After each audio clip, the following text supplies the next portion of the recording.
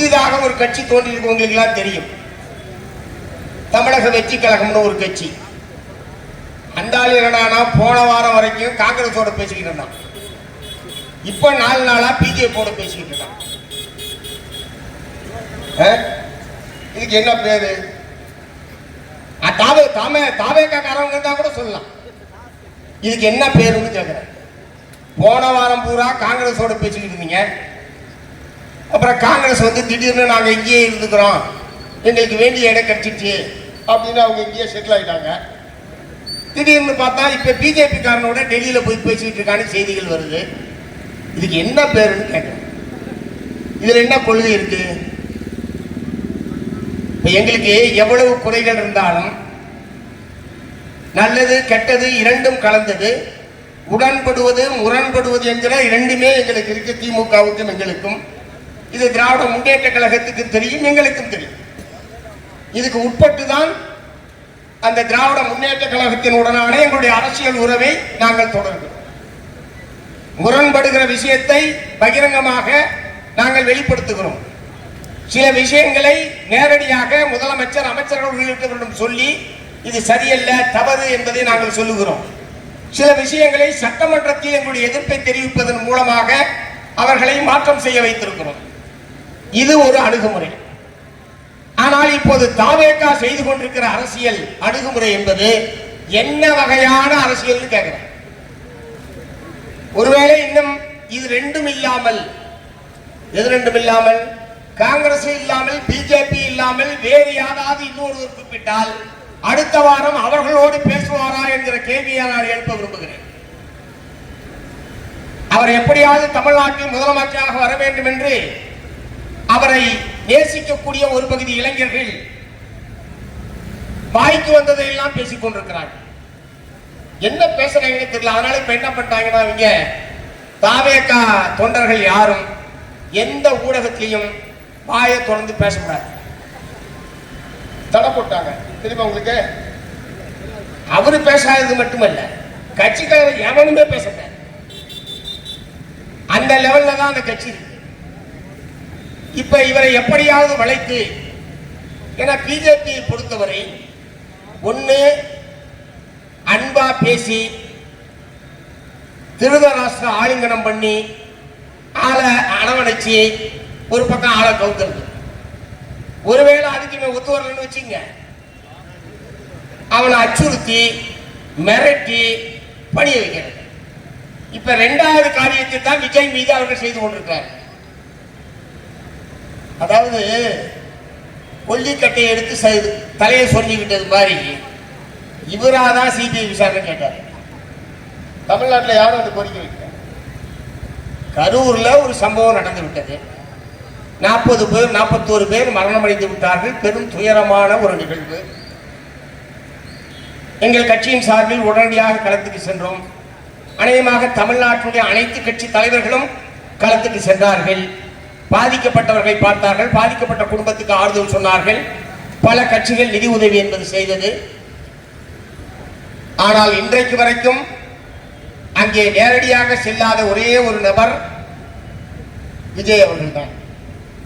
சம்பவம் நடந்தது அதனால, சம்பவம் நடந்தது அவர் கூட்டத்தினாலதான். அதற்கு வேற யாரையும் குற்றம் சொல்ல முடியாது. நீங்க இப்ப உட்கார்ந்து இருக்கீங்க, ஆனா இந்த மாதிரி உட்கார்ந்து ஒரு கூட்டாவியால் நடத்த முடியுதா?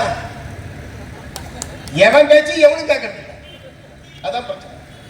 தலைவர் சொன்னாலும் கேட்கறது இல்லை, விஜயே சொன்னாலும் கேட்கறது இல்லை. அப்படி நடந்து கொள்வதுதான் சிறப்பானது என்கிற முறையில் அவர்கள் வளர்க்கப்பட்டிருக்கிறார்கள். சுவாமி விவேகானந்தர் அவர்கள் ஆற்றல் மிக்க வலிமையுள்ள 100 இளைஞர்களை கொடுங்கள் என்னிடம், நான் இந்த நாட்டை மாற்றி காட்டுகிறேன் என்று நாட்டு மக்களிடத்திலே இளைஞர்களிடத்திலே அறைகூர் எடுத்தவர் சுவாமி விவேகானந்தர். இவர் இளைஞர்கள் வச்சுட்டு என்ன பண்றாரு? இவர் இளைஞர்கள் வச்சுட்டு என்ன பண்றாருன்னு கேட்கிறார். எவனா இவர் சொல்ற பேச்ச, நாங்க சொல்ற பேச்ச நீங்க கேட்க வேணாம். ஏன்னா நீங்க எங்க கட்சிக்காரன் கிடையாது. உங்க தலைவர் சொல்ற பேச்ச நீங்க கேட்கணும்ல. அதனுடைய விளைவாக ஏற்பட்ட மரணம் அது. அதிலே எல்லோருக்குமே மிகப்பெரிய வருத்தம். அது விசாரணைக்கு உட்படுத்தப்பட வேண்டும் என்று நாம் எல்லோருமே வற்புறுத்தினோம். தமிழ்நாடு அரசாங்கம் உடனடியாக உத்தரவுக்கு விட்டது. காவல்துறை ஒரு பக்கம் விசாரணை, அருணா ஜெகதீசனுடைய ஒரு பக்கம் விசாரணை, இவ்வளவையும் தமிழ்நாடு அரசாங்கம் மேற்கொண்டது. இதை எதையும் நான் ஏற்க மாட்டேன், இதை எதையும் நான் நம்ப மாட்டேன். எனக்கு மத்திய புலனாய்வுத்துறை தான் விசாரிக்க வேண்டும் அப்படின்னு கேட்டவர் திரு விஜய் அவர்கள். இவரே சிக்கிட்டார். இவர் குடுமி அவங்கள்ட்ட சிக்கிடுச்சு. யாருக்கிட்ட? அமித்ஷா கிட்ட சிக்கிடுச்சு. இவர் குடுமி, இவருடைய குடுமி இப்ப அமித்ஷா கிட்ட சிக்கிட்டு இருக்கு. ஏன்னா இவருக்கு அரசியல் அனுபவமின்மை காரணமோ என்னமோ தெரியல, சிபிஐ பற்றிய இவருடைய புரிதல் குறைவின் காரணமாக சிபிஐ ஏதோ ஒரு முறை ஜெயலலிதா சொன்னாங்க, அது என்ன வானத்திலிருந்து வந்துதான், அந்த மாதிரி வானத்திலிருந்து வந்ததா நடிச்சுக்கிட்டு சிபிஐ விசாரணை கேட்டார். இப்ப அதை வச்சுக்கிட்டு தான் நீ ஒழுங்கா எங்க கூட்டணிக்கு வரியா அல்லது உள்ள போறியா? ரெண்டே கேள்விதான். அமித்ஷா கேட்கறது ரெண்டே கேள்விதான். ஒண்ணு உள்ள வரியா, எங்க உள்ள, எங்க கூட்டணிக்குள்ள வரியா, இல்ல அந்த உள்ள போறியா? வேற எது கேள்வியே கிடையாது. இதுதான் 2 நாளா விசாரணை நடந்துட்டு இருக்கு. இன்னும் 20 நாள் விசாரணை நடந்தாலும் இது ரெண்டே தான் நடக்கும். ஒரு விசாரணை அங்க நடக்க போறது. இன்னும் 20 நாள் விசாரணை சிபிஐ காரன் சொன்னாலும் இதுதான் நடக்குமே தவிர வேற எந்த விசாரணையும் அங்க நடக்க போறது இல்லை. ஒத்துக்கிட்டாருன்னா விசாரணை நாளைக்கே முடிஞ்சிடும். அதாவது பிஜேபியோட நான் கூட்டணி சேர்ந்துக்கிறேன், முதலமைச்சர் வேணாம்.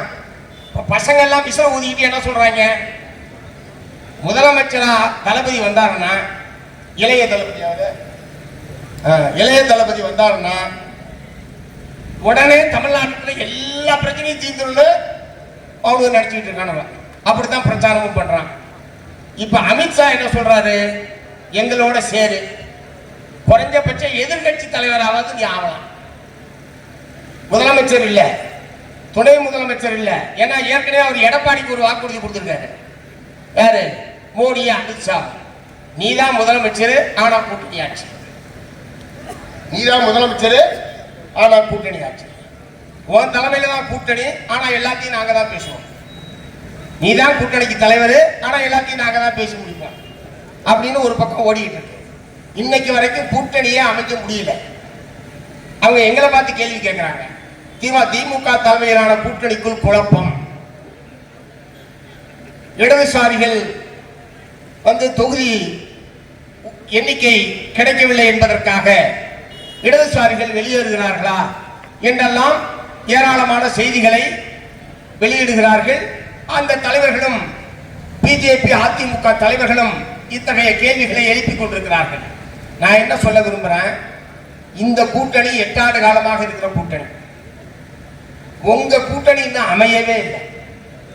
இப்ப நான் இந்த கட்சி, இந்த அணியில எந்தெந்த கட்சி இருக்குன்னு நான் சொல்றேன், இதுதாங்க இந்த கட்சி, இந்த அணி. பிஜேபி அதிமுக கூட்டணியில எந்தெந்த கட்சி உறுதியா இருக்கு இல்லைன்னு உங்களால் சொல்ல முடியுமா? விஜய் உள்ள இருக்காரா வெளியே இருக்காரா சொல்லுங்க. விஜய் உள்ள இருக்காரா, உங்க கூட்டணியில் இருக்காரா வெளியே இருக்காரா? விஜயாலே பதில் சொல்ல முடியாது. இல்லன்னு சொன்னா பிடிச்சு உள்ள போட்டுருவான். இருக்குன்னு சொன்னா அதுக்கு ஒத்து போகணும். அதனால இருதலை கொல்லி எலும்பு மாதிரி நம்ம விஜய் இப்ப சிக்கிக்கிட்டு இருக்க. இந்த நிலையில அவரை பின்பற்றக்கூடிய இளைஞர்கள் பாவம், அவர் முதலமைச்சர் ஆகிவிடுவார், அதன் மூலமாக நம்முடைய கனவுகள் எல்லாம் நிறைவேறும், தமிழ்நாட்டையே தலைகீழாக மாற்றி விடுவார் என்றெல்லாம் அவர்கள் நம்பிக்கொண்டிருக்கிறார்கள். இப்ப பிஜேபி அதிமுகவோட சேர்ந்தாருன்னா விஜய் முதலமைச்சர் ஆக முடியுமா? சான்ஸே கிடையாது. தனியா நின்னா முதலமைச்சர் ஆக முடியுமா? சான்ஸே கிடையாது. அப்புறம் என்ன பண்ணிட்டு இருக்கீங்க?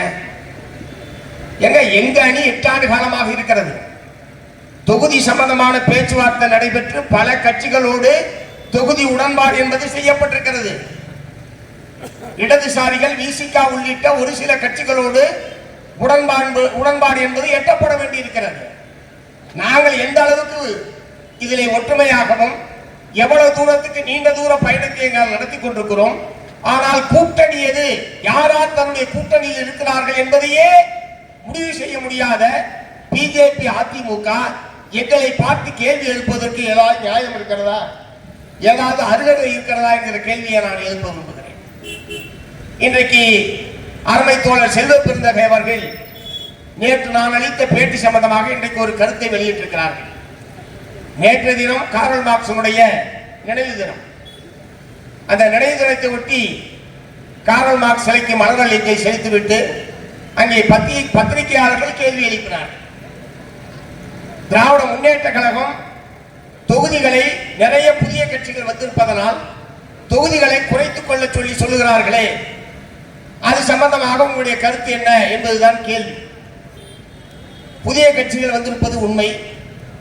புதிய கட்சிகள் வந்திருக்கிற அதே நிலையிலே தான் காங்கிரசுக்கு கூடுதலாக தொகுதி கொடுத்திருக்கிறார்கள்.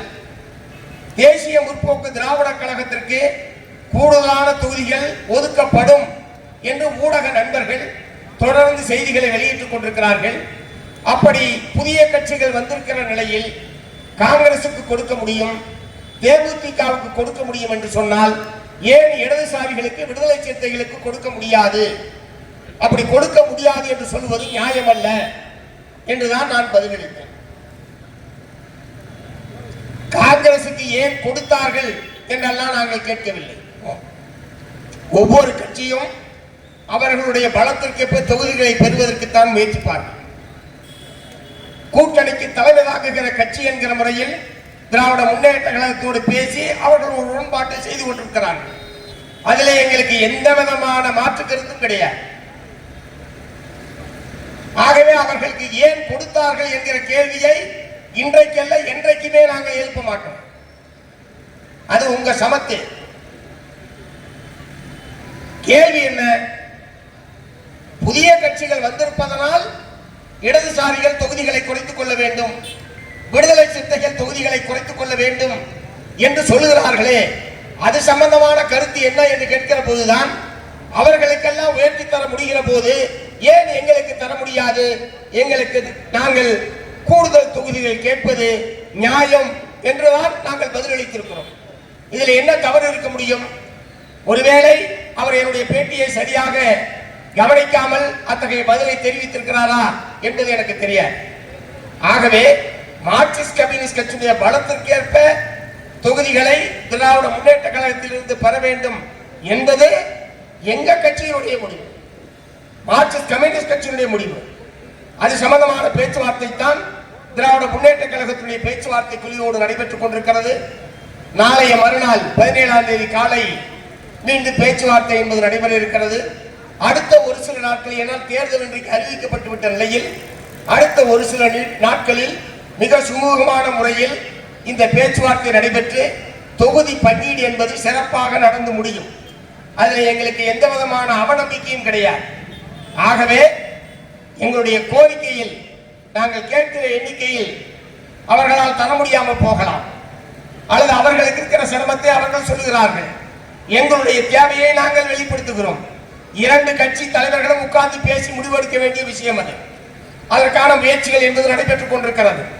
ஆகவே இந்த மதச்சார்பற்ற முற்போக்கு கூட்டணி வரக்கூடிய 2026 தேர்தலில் வெற்றி பெறுவது நான் ஏற்கனவே பட்டியலிட்ட பல்வேறு காரணங்களின் அடிப்படையில் மிக மிக முக்கியமான அவசியமானது என்பதை நான் திட்டவட்டமாக தெரிவிக்க விரும்புகிறேன்.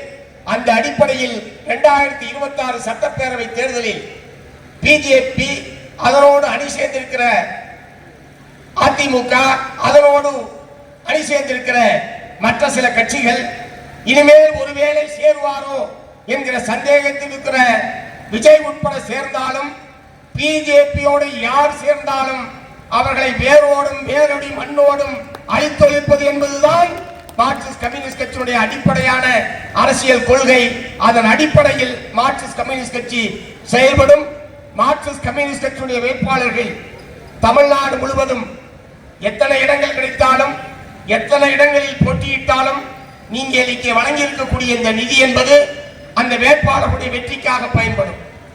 ஏதோ ஒரு தொகுதியில் நிற்கக்கூடிய வேட்பாளருக்காக இங்கேயா நாம் நிதி கொடுக்க வேண்டும் என்கிற முறையில் தோழர்கள் கருத மாட்டார்கள். ஏனென்று சொன்னால் மார்க்சிஸ்ட் கம்யூனிஸ்ட் கட்சியுடைய சட்டமன்ற உறுப்பினராக இருந்தாலும், நாடாளுமன்ற உறுப்பினர்களாக இருந்தாலும், அவர்கள் தொகுதிக்கான சட்டமன்ற உறுப்பினராகவோ குறிப்பிட்ட தொகுதிக்கான பாராளுமன்ற உறுப்பினர்களாகவோ இதுவரை செயல்பட்ட வரலாறே கிடையாது. ஒட்டுமொத்த நாட்டுக்கும் ஒட்டுமொத்த தமிழ்நாட்டுக்குமான குரலை உரிய மன்றத்தில் எழுப்பக்கூடியவர்களாகத்தான் மார்க்சிஸ்ட் கம்யூனிஸ்ட் கட்சியுடைய எம்எல்ஏக்களும் எம்பிக்களும் செயல்பட்டிருக்கிறார்கள் என்பதை என்னால் உறுதியாக சொல்ல முடியும். எங்களுடைய மதுரை பாராளுமன்ற உறுப்பினர் அருமை தோழர் சு வெங்கடேசன் அவர்கள் இந்தியாவில் எந்த மூலையில் மக்களுக்கு எதிரான செயலை ஒன்றிய பிஜேபி அரசாங்கம் மேற்கொண்டாலும் அதை உடனடியாக எதிர்த்து குரல் கொடுக்கக்கூடிய நம்பர் 1 பாராளுமன்ற உறுப்பினராக தோழர் வெங்கடேசன் அவர்கள் செயல்பட்டு வருகிறார் என்பதை நீங்கள் அறிவீர்கள். அதை போலவேதான் இவருடைய சட்டமன்ற உறுப்பினர்களும் தமிழ்நாட்டுடைய எந்த மூலையில் எது நடந்தாலும் அதை சட்டமன்றத்தில் எடுத்து எம்போது தீர்வு காண்பது என்கிற முறையிலே தான் செயல்படுவார். ஆகவே எவ்வளவுக்கு எவ்வளவு அதிகமான சட்டமன்ற உறுப்பினர்கள் மார்க்சிஸ்ட் கம்யூனிஸ்ட் கட்சியின் சார்பில் சட்டமன்றத்தில் இடம்பெறுகிறார்களோ அது தமிழ்நாட்டுக்கு நல்லது, தமிழ்நாட்டு உழைப்பாளி மக்களுக்கு நல்லது, தமிழ்நாட்டுடைய நலனுக்கு நல்லது என்கிற முறையிலே தான் எங்களுடைய சட்டமன்ற உறுப்பினர்கள் செயல்படுவார்கள்.